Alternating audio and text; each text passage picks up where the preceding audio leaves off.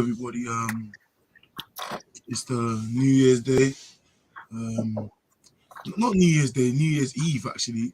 This man's wildin', as Lukaku would say. It's not a good day. It's not a good day.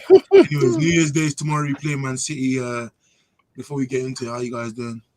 All good, bro. I'm busy. I don't know about you boys, but I'm like working New Year's Eve. So here in Canada, I'm like stressed until about like 5, and then hopefully we got some shenanigans coming on tonight. But yeah, how about you, man? What are you guys saying? I'm doing good. For now, I'm not doing much. But as the night goes on, we'll do a lot more. But what are you doing? I said I'm not doing much. I just said that. Anyways, I think we should just get into it because obviously it's probably might be our biggest game of the season. A big game for not just us, I think.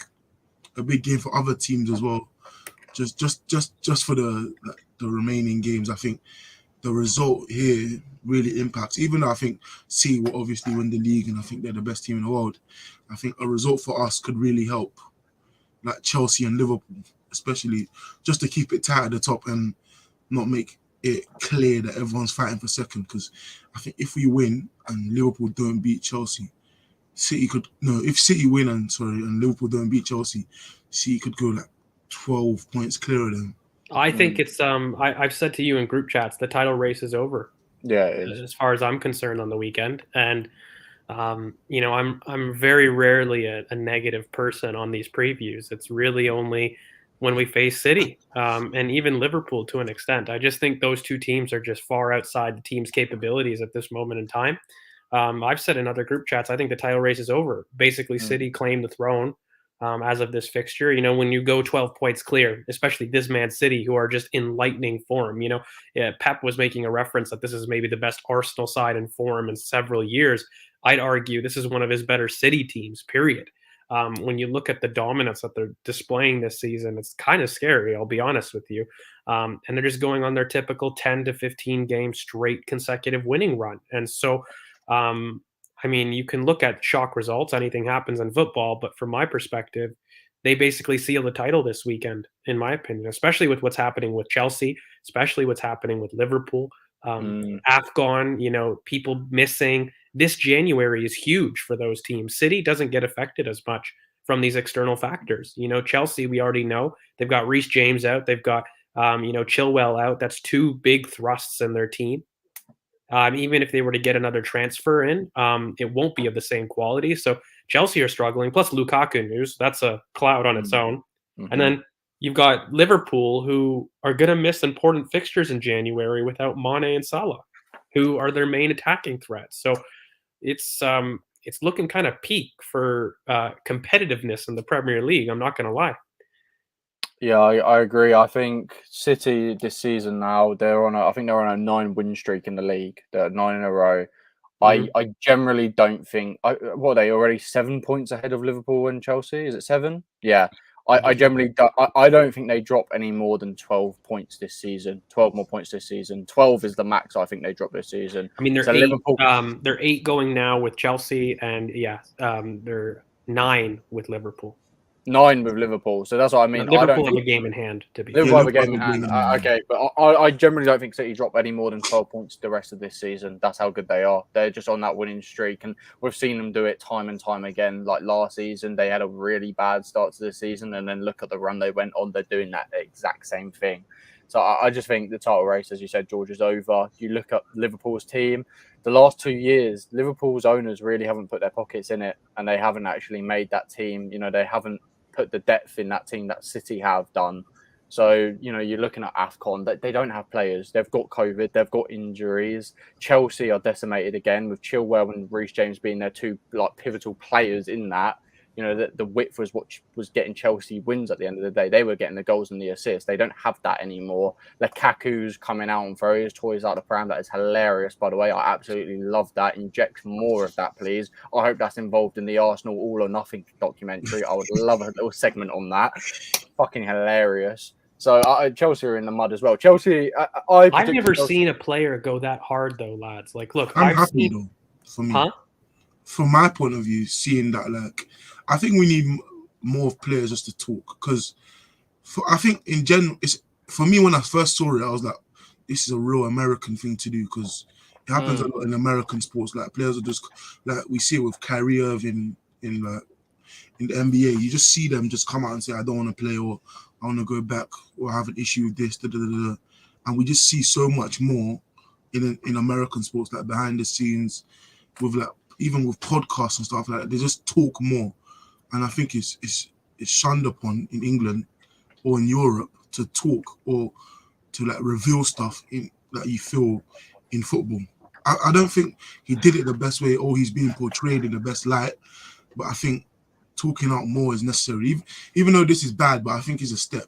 Because I don't know, mate. I'm really against it. I think these stuff needs to be handled in-house, private matters, between clubs. And, if I would love access, but this isn't the way. Like using your own contract negotiations as a ploy in the public, it never works well, even in American sports. When you look through American sports, the only reason that works is because of salary caps, and it's a different structure. It's a different economy to football. And the reason they do that is because you're basically bargaining space within a cap already. And when you look at football, there is no cap. And so the jeopardy and external play that you can really do from a player to fans is minimal. For me, it just airs dirty laundry. I'm not going to lie, lads. Like I'd be livid if I was a Chelsea fan because it wasn't even just his personally. He was. Did you guys see the full quotes? Like that he wants to go back to Italy in his prime, not when he's old and all this stuff. And he's 28, and he also said that after leaving Inter, it was one of Bayern, Barca, or Real Madrid. But then when those didn't happen, I'm going to go to Chelsea. After being a boyhood Chelsea player, like lads, like it's not just I want to leave. Like there's a certain extent where I'm like, okay, fair. If you want to leave, you're not getting your move. There's issues that way. Okay, fair. Like I can understand you putting pressure outside. Mino Raiola's been doing it for years, but my God, like it's not even just I want to move. I hate this team. This coach doesn't understand me. We're not doing the same tactics that we employ. But I'll be about the system. Yeah. Meanwhile, from a guy, by the way, that's been in there for 2 minutes, that's been injured for a majority of the time that he's saying he's been here. Oh my God, like it's too much. I'm not gonna lie. As a rival, I'm loving it. Like I'm smiling as I'm saying it. But guys, this is bad. I've never seen a player go this in. I don't know about you guys. Like, I just want to say they're in disarray. Like, I don't think we actually talk about this Chelsea thing. They talk about Christensen, they talk about Rudiger, they talk about Thiago Silva and their defence. All of them are in the last 6 months of their contract. They can all now go and talk to other clubs about going to other teams. Lukaku's now coming out, talking about Tuchel, talking about the system not working. They are in complete and utter disarray. Mendy, their goalkeeper, who's been arguably their best player this season, is now going off to AFCON. Chelsea are not in a title race anymore. They are in a top 4 race. That is what they're in. And this is coming from the guy who predicted them to win the league at the start of the season because they got me a bit gassed up on the way they were playing. I was wrong. I'll hold my hands up.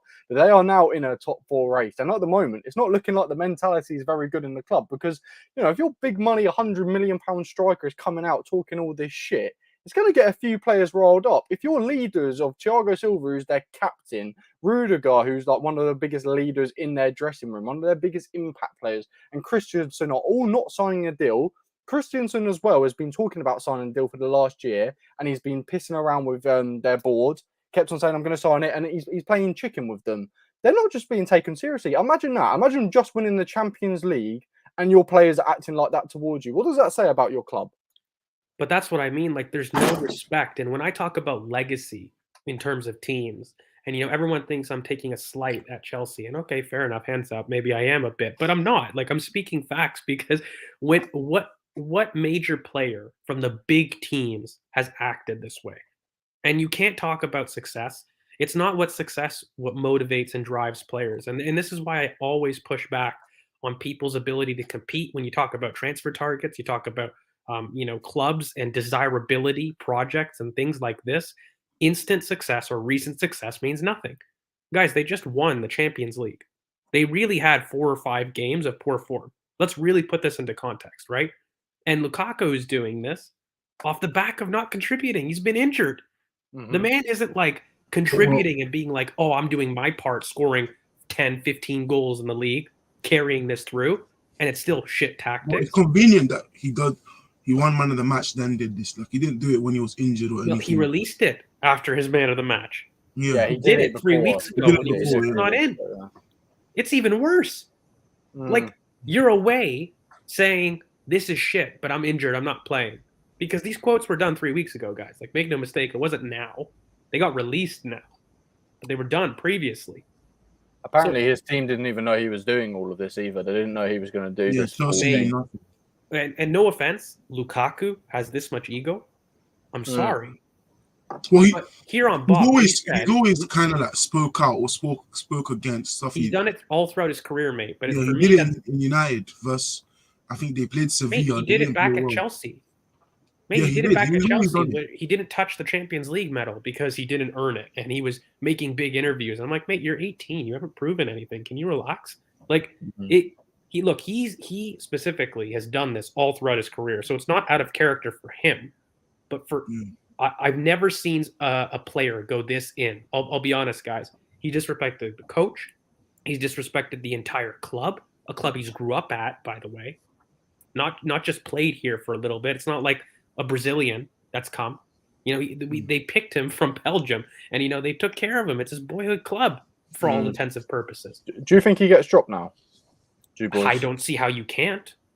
I mean, what kind of authority do you have in the dressing room if you play him?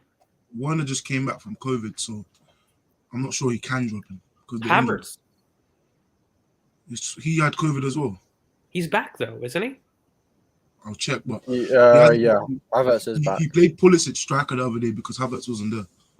I don't know how you can keep. And guys, he's done this outside the transfer. Like he's done this in the middle of the season. Like, who has done that? He just signed a contract, guys. He's got 4 or 5 years. I don't remember if it's a fit. I mean, at least I know Harry Kane has also come out publicly and did that Sky Sports interview with Gary Neville when they went on goal. Well, Harry Kane did that on the back of wanting to move in the summer where he was supposed to move, right? Yeah. This is in the middle of the season. Like, how do you sort this? Like, we've had contract rebels, and the reason I'm so flabbergasted by this is Arsenal are the poster boy for drama. Okay, like we are terrible, and we haven't even got to this level. Like, for me, this is worse than I've seen from any player in my life. And look, lads, all I can say, I don't want this to turn into a Chelsea pod, but like, I just feel bad for them and their fans. I'm not gonna lie, because to like, you don't. No, I don't until hold it. Like, from a Chelsea perspective, like my brother, he's like livid with like Lukaku. Like they've been killing him though. Like. On socials, like so many different things that no one's even calling him Lukaku anymore. I'm just seeing so much different. Lukaku. Lukaku. Tuchel came out and he said they're gonna have to like discuss it in house and then sort out something like that.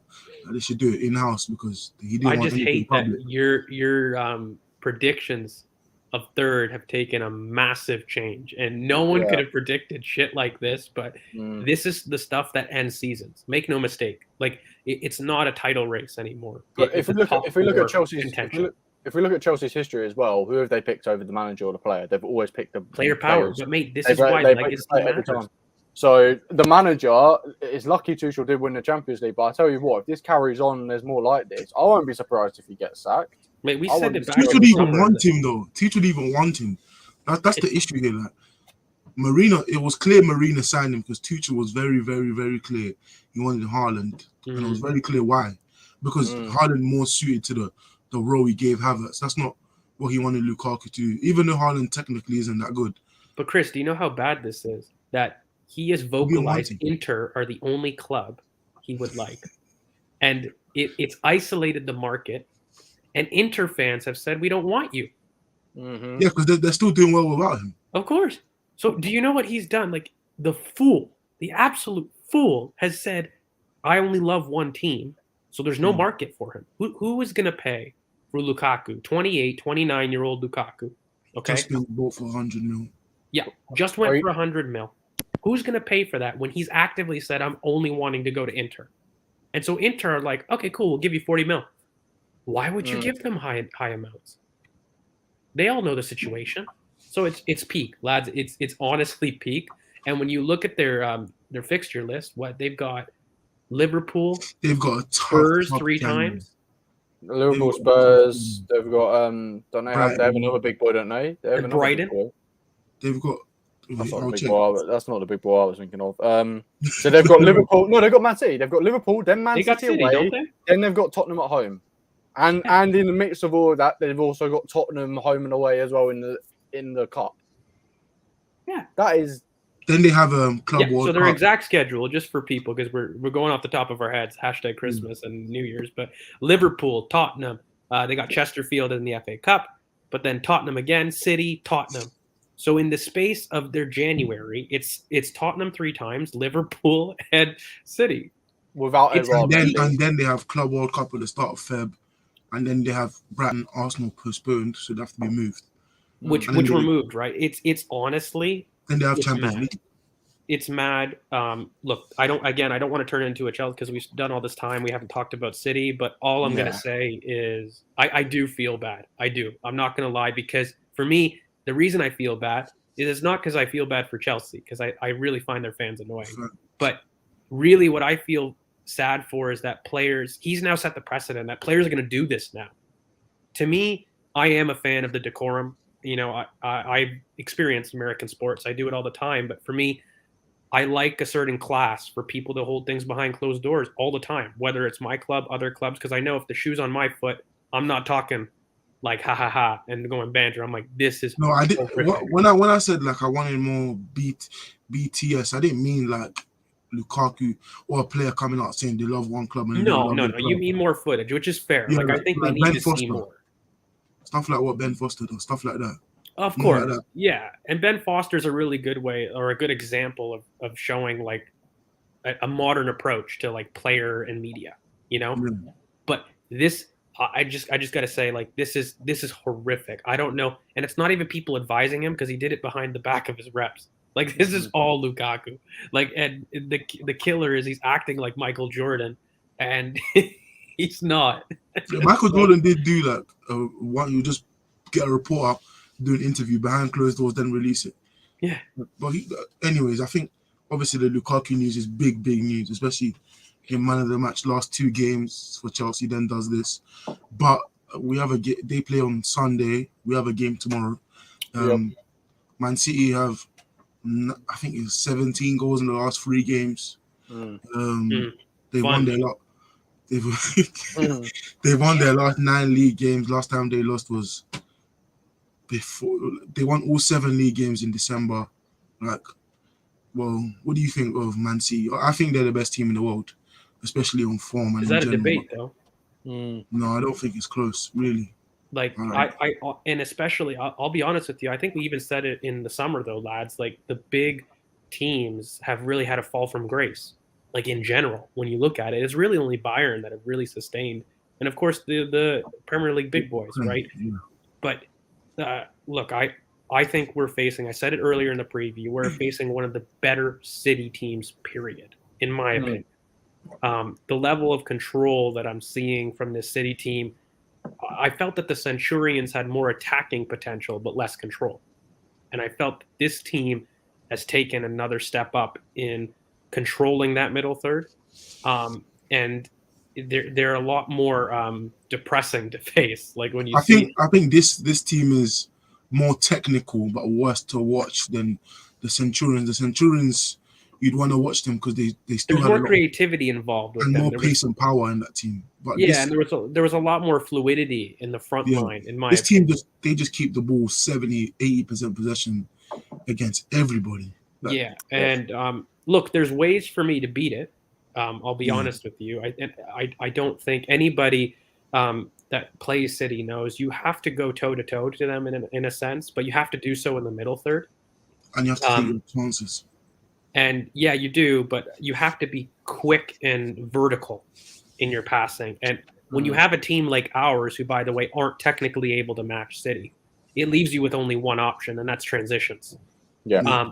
You know, if you're unable to match them technically, Okay, and when you look at, like, for example, Spurs have given City the most consistent issue.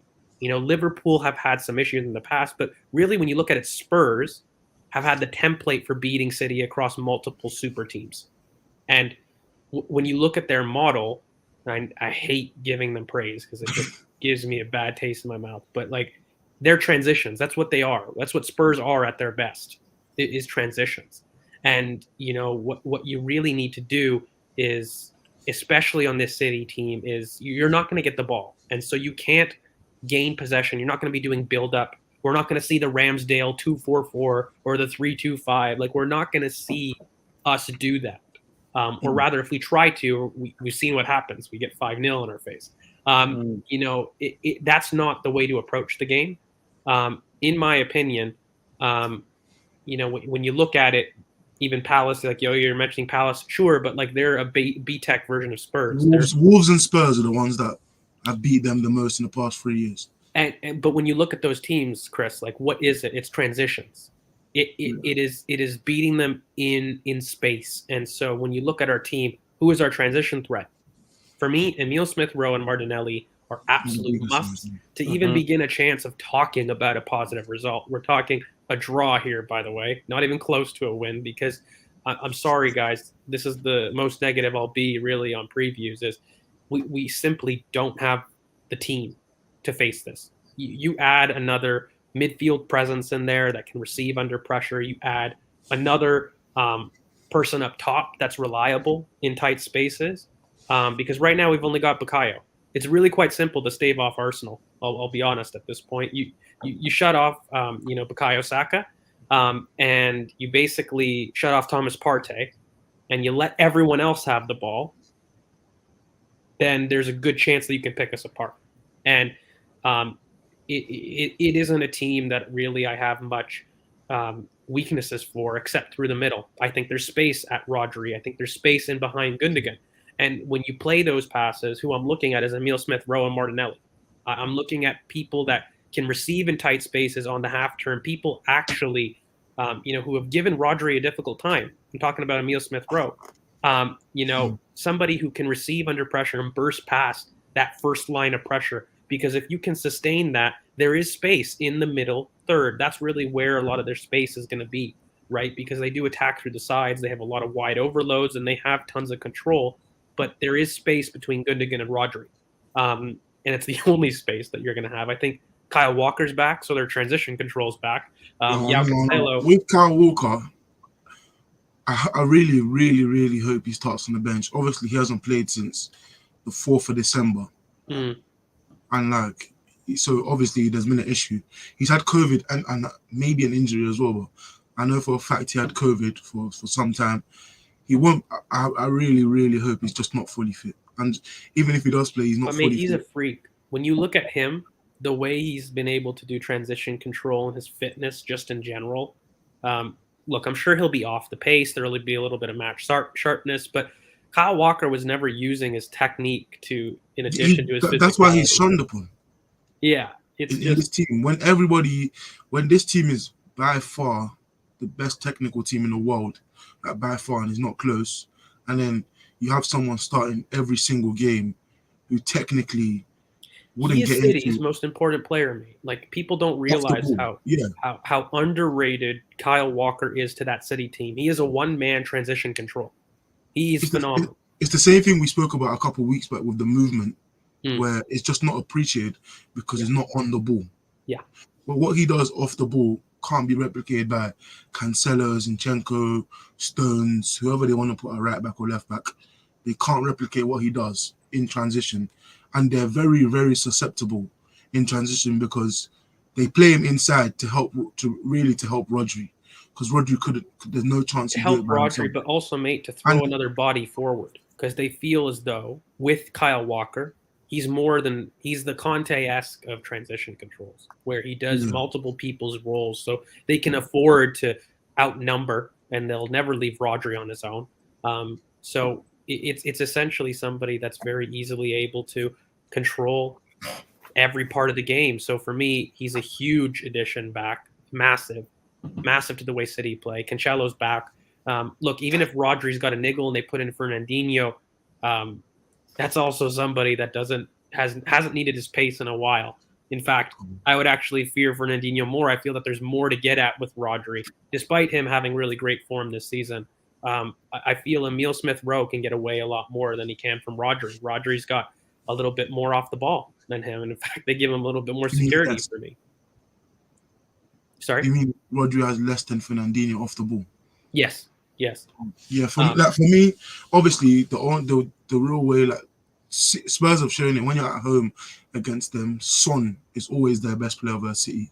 In the past, since 2019, they've beat them every single fixture at home.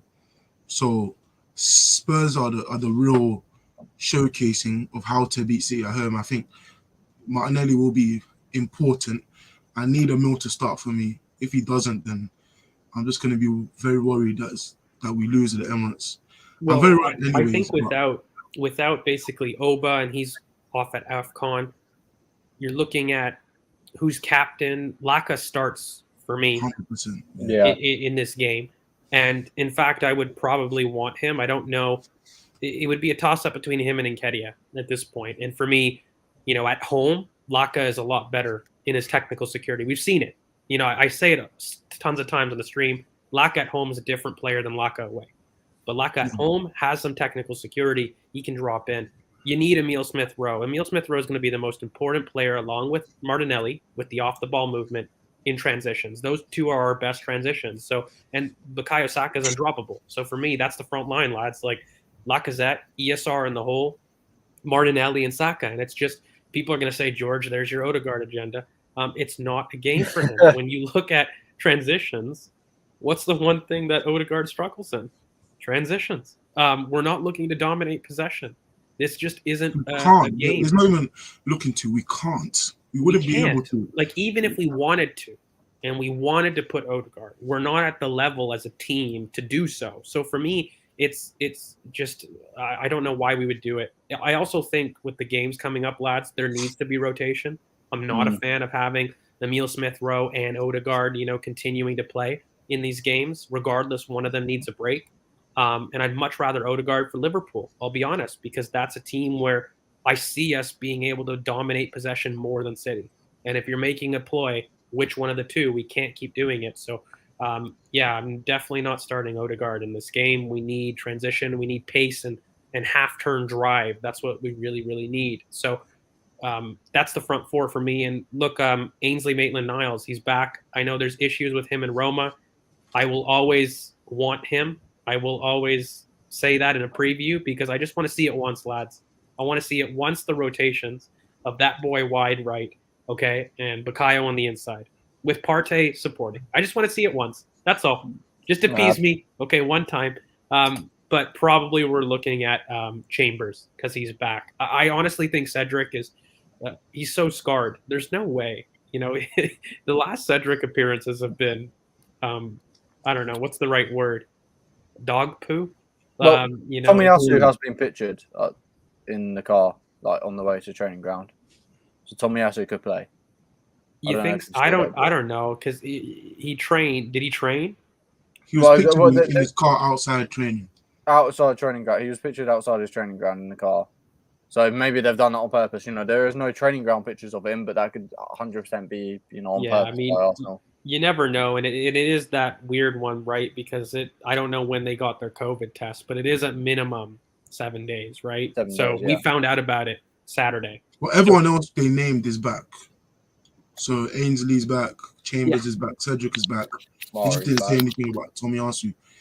Which, I'll be honest, lads, I doubt. I really, it would surprise the hell out of me, and they must have lied about when they got the PCR test because But if he's pictured in the car training ground, that must mean he's back.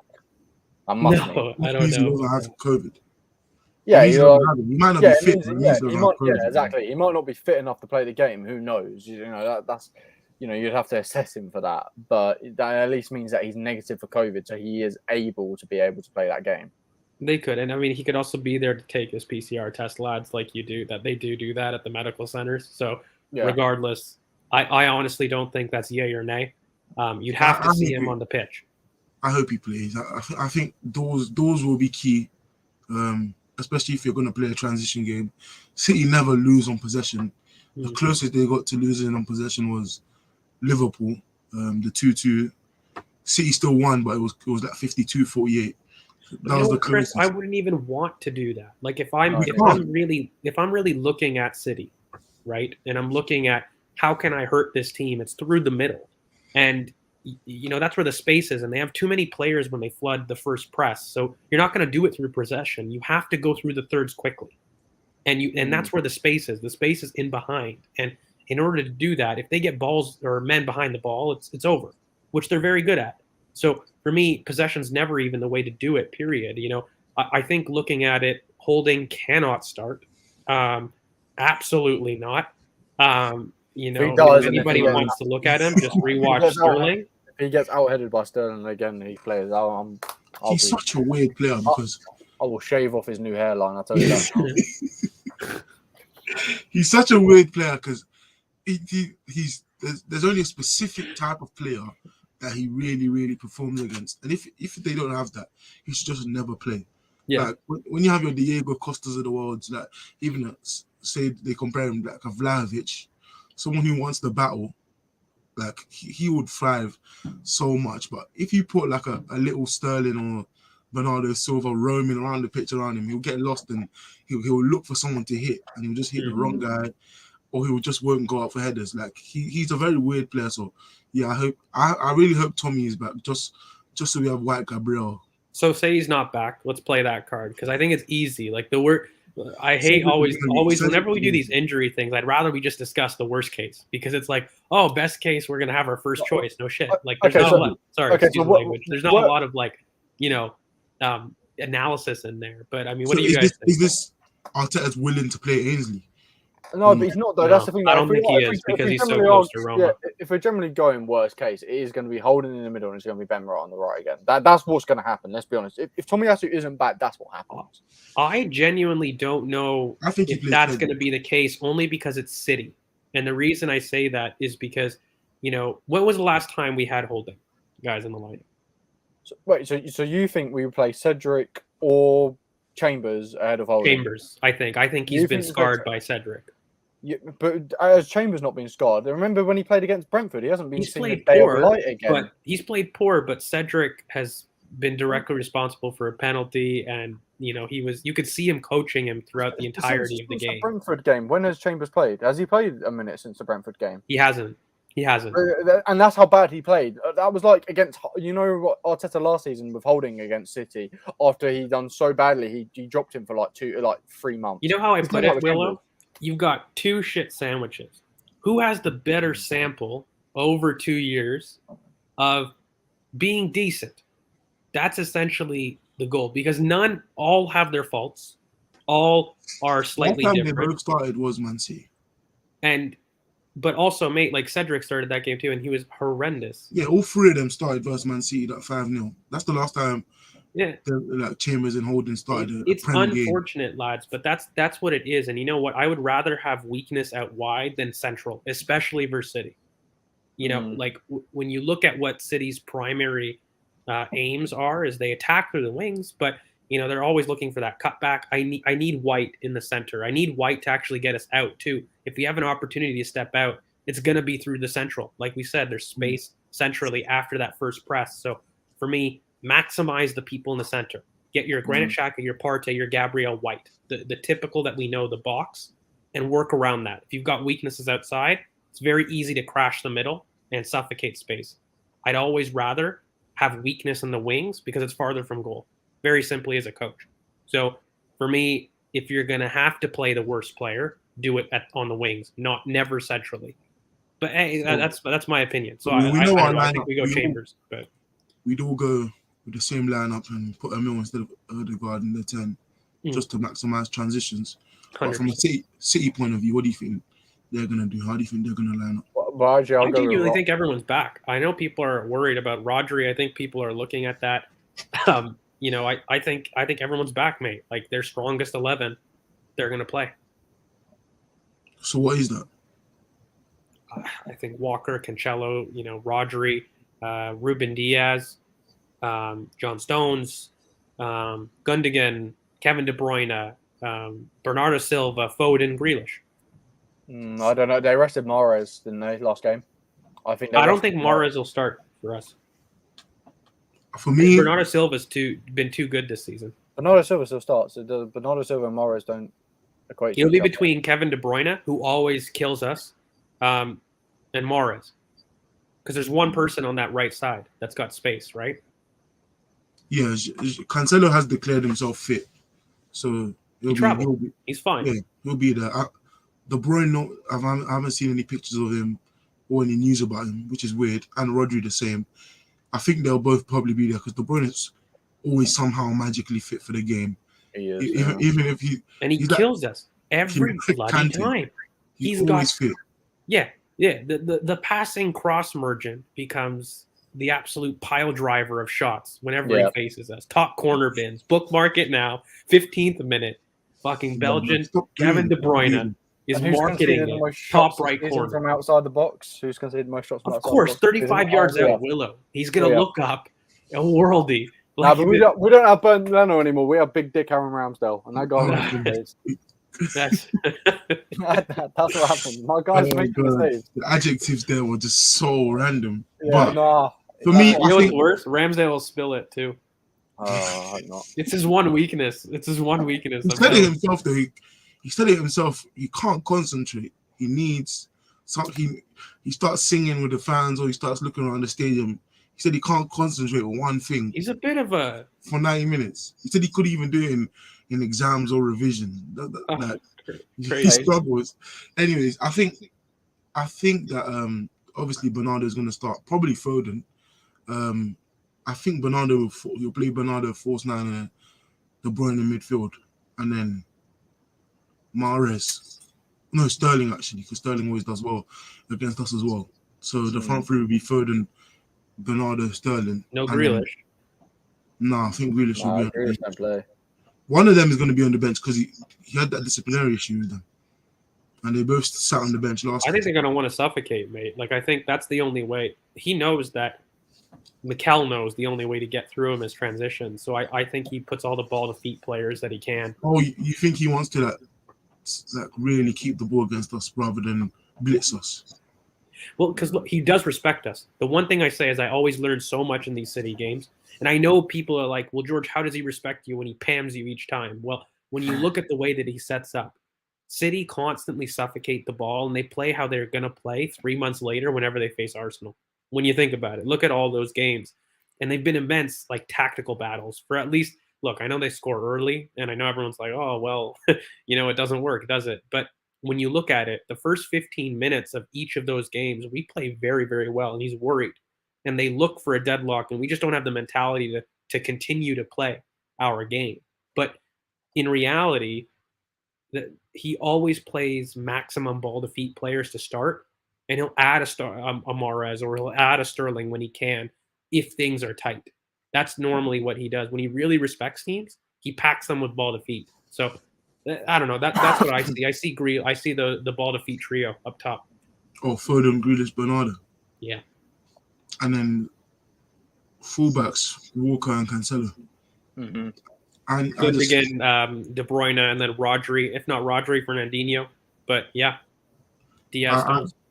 If I could get anything from today, for tomorrow, I just need a Kyle Walker injury just sit on the bench. Give it a chance, eh? Even if Erdogan starts, just you know what? Because you know why? Because Nelly's on that side. You do that, that's fine. Because you know what? He can get in behind John Stones. I'm not like I said. Cancelo. That's where the space is. Even if Cancelo plays there, Nelly will have his time 1v1. I think. By the way, another pro, and people are going to be like, "Here's the Odegaard agenda." But Gundogan and Rodri or Fernandinho, that space for me is where there's the most space constantly. So they normally Salah always does well versus them. Exactly, and so the right side is always key. Look, Bukayo is going to be deep really well, but we need another person close to Bukayo to get those partnerships to get out. We need quick combination play to get out there down the sides. And for me, once again, Emil's the only one that can quickly turn Rodri or even Fernandinho and burst out into space. And, I really think he's been bubbling, lads. Like, for me, Emil deserves those cameos. They're getting me excited. The reverse pass in, the little dummies. He's getting arrogant. And Feed it's the 3 games dragon. off. It's the 3 games off the bench now. He scored 3 games in a row off the bench. And you Yeah. look at the kind of goals he's scoring as well. Like West Ham, you forget we started to struggle when they went down to 10 men. The guy wins the ball in pressure in his own half. He wins the ball. They play around with it. Saka gets the ball. He's there then to overlap and run with the ball from near on the halfway line to find the goal from outside the box on his left peg. He's our most top goal scorer from outside the box this season and our top goal scorer in general in the league. He has to play. He has to. He's the only player who can actually half turn. Imagine Erdegaard on that pitch with the City players. They're just going to press into him. What happens when Erdegaard gets Rodri won't fear Odegaard. He'll fear Emil. Yeah, he went tight versus Emil last time and he got spun. Yeah, and he got very spun. easily. Erdegaard rather passes that ball back or gets tackled every fucking time. Look, and you know what? Look, I want to acknowledge he's done very well. He's done extremely well in terms of form. But his biggest weakness is pressure behind. And it doesn't have to be physical, but just pressure behind. He plays the ball back or he's unable to turn consistently under that pressure. That's what we're facing here. They're going to squeeze the pitch. They're 100% going to squeeze the pitch. And again, he was our only star against the 5-0, to be honest with you. He was. And it makes complete sense. He's our best ball carrier. The only way to combat this is to put your best ball carrier, and we need movement. So Martinelli needs to go. We know Bukayo can run. That's it for me. I think it's very clear. I don't know about you lads, but you guys. Do you think Arteta will do? Do you think Arteta will do it though? That's my question. Do you think Arteta will do it? Do you think he'll drop Odegaard? Good, but for me, I really hope he does give us the best. Finally, gives us the best chance, because he has all the tools. Like obviously the Tommy injury is not good, but he can give us the best chance, like our best 11 for the first time versus City, because we never have it. So Willow, mate, I've stopped trying to predict what Arteta will do almost 8 months ago. I think my prediction for it is I think, he always plays people out of form until they're out of form. So I think Odegaard has a stinker against City. We lose the game, and then he gets dropped for the Spurs game, and you see ESR play against the Spurs game. That's what I think happens personally. Which is calm. Not to be a dick. For me, that Spurs game is really where we need to win. Yeah. Again, that's a convo for another preview, but Emil has to play in that game as well. So look, I said at the beginning, Emil for the Premier League, Odegaard for the Cups. And that's a very good rotation mechanism for January in a fairly packed schedule for us. And Thomas is going to leave after this. So yeah, I think, again, it just comes back to City. How do you beat them? Transitions, space in the middle. We need ball carriers, people that will receive under pressure, turn and go. And who does that say? Martinelli and Emil Smith-Rowe. So those are two, and Saka's undroppable. So for me, it's between Lacazette and Odegaard. And who fits those three best between those two? Laka. So I think we've gone through a lot. The key matchups would be Rodri and the 10, Kyle Walker in transition or Cancelo versus Martinelli, and then Holding or Ben White versus the Roman false nine. Don't give me the option because it hurts me. I have to say it because it is the option. So versus the Roman false nine, which will most likely be Bernardo, but it also could be De Bruyne. I have a feeling it's De Bruyne. That guy cracks against us every bloody time. I want a hefty challenge on him in the first 5 minutes. I want a hefty one. I want full contact. Holding would be good for that, Willow. Huh?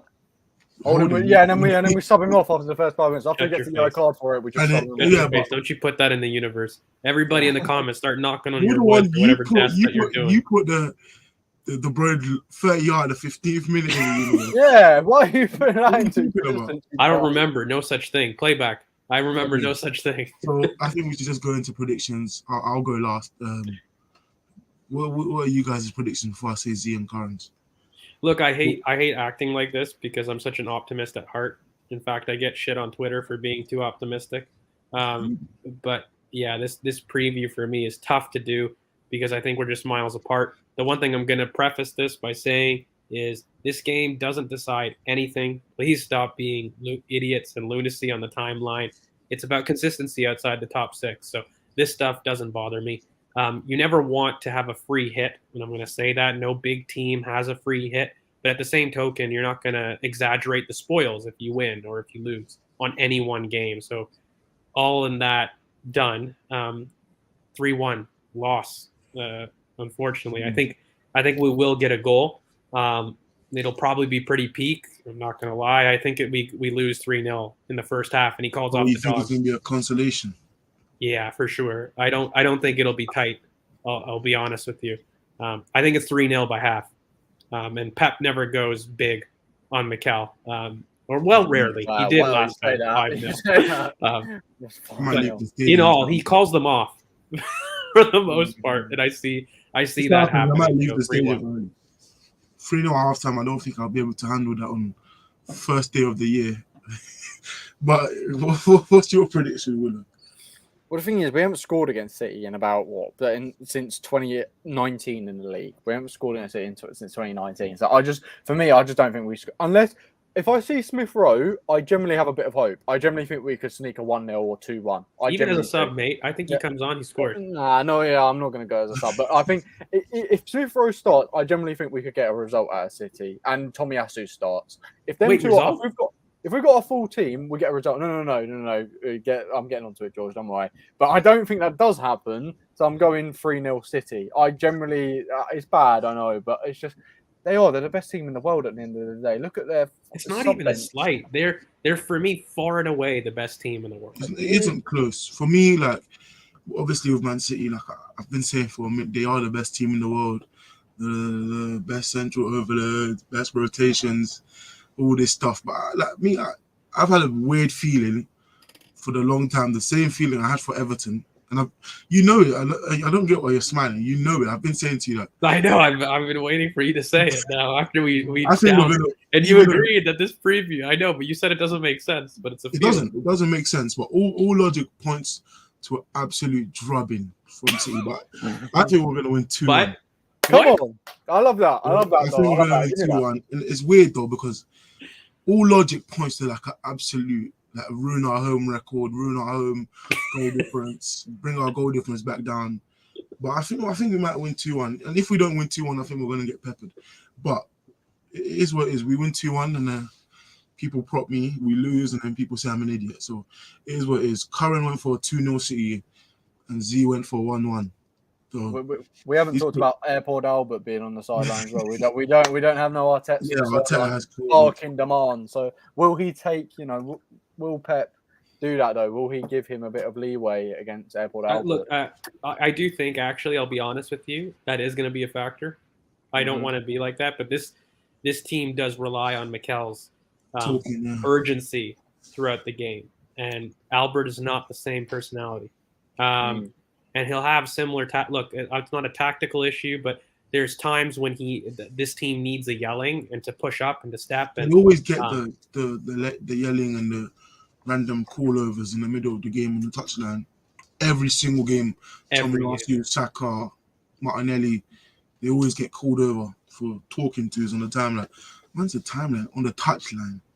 But yeah, I just have a weird feeling it's going to be 2-1 and my Emirates record stays intact because I can't see a battering of the Emirates, man. I didn't go Chelsea for that reason. So 1% chance, 99%. Yeah. So just to clarify, for me it's 2-1 Arsenal.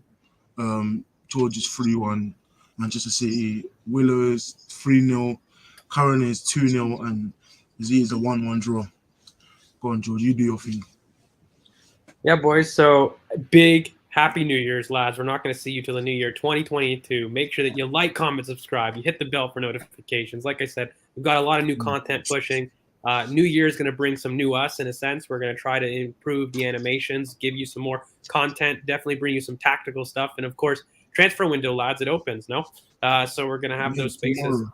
Yeah, so we're going to have those spaces coming up again. So stay tuned with us, lads. Please share it around if you guys like the content. Make sure that you guys comment things that we can improve on also in the comments. But you can find us at BoP Footy on Twitter. Of course, you can find me at GeorgeV_AFC. Willow, mate, where can they find you? The one Willow, baby. There we go. And Christina? Pure CKK on Twitter. Follow Curran BOP, even though he's not here. Curran BOP. And Z isn't on Twitter right now, so you can't follow him. But you can in a month. And then follow BOP Footy. Thanks to the 500 followers this year. And then hopefully we get to bigger and better things next year. So yeah, and follow George. I don't think he said it. I did. But I'll do Even it if he again. did, George V maybe _ don't follow AFC, him. baby. Go for it. If he said he don't follow him, yeah. Thank you for being with us this year. Thank you for subscribing. Thank you for liking. Thank you for being in most videos. And yeah, we'll be back, hopefully celebrating a win, and everyone will be calling me the prediction king after City. We'll be back probably Monday. I'll say Monday. Probably Monday. So yeah, peace.